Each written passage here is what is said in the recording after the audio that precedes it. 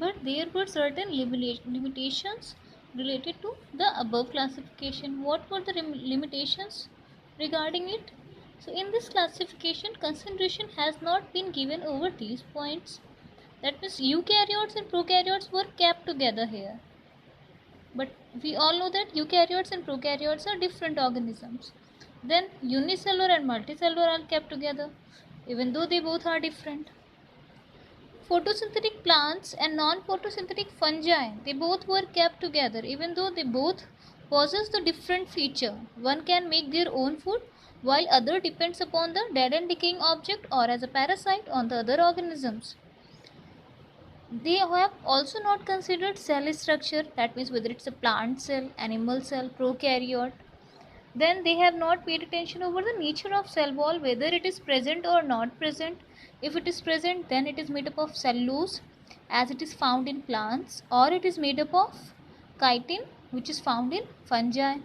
Then they have also not paid attention over the mode of nutrition. Mode of nutrition, as I guess you all know from your class 10th, it could be autotrophic, it could be heterotrophic.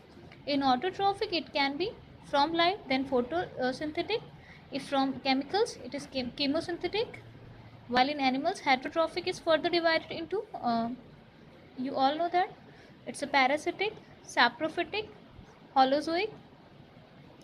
Then habitat. Habitat means whether it's aquatic, terrestrial, where do the organism found. That is also not considered here.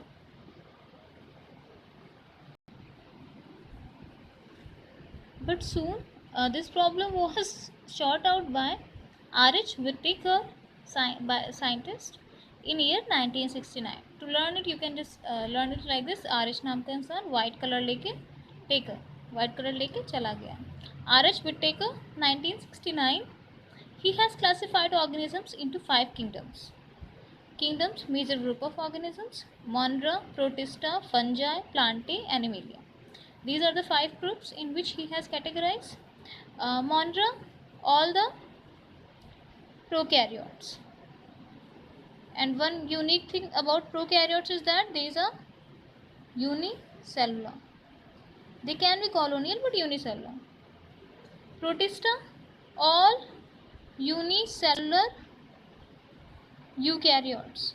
That means animals which are having, organism which are having true cells, but these all are unicellular.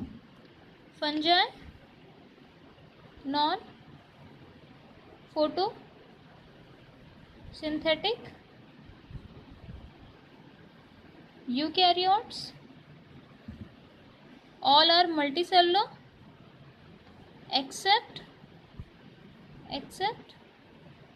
yeast, and their mode of nutrition is generally parasitic or it's a saprophytic. That means either they will be found as a parasite or they will be found as a saprophytes.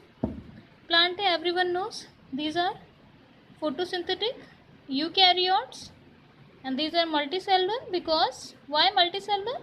Because unicellular organisms, whether these are plants or animals, these are considered here in Protista. All the unicellular organisms, that means whether they are plants or animals, they are under Protista. So that's why in Plantae we can say photosynthetic eukaryotic multicellular organisms. While in animal, again we can say non-photosynthetic multicellular organisms which are having a diverse group. In we can just see here, in fungi one more thing is that they possess cell wall, and that cell wall is of chitin, while in animals it is not of chitin. These are multicellular eukaryotes.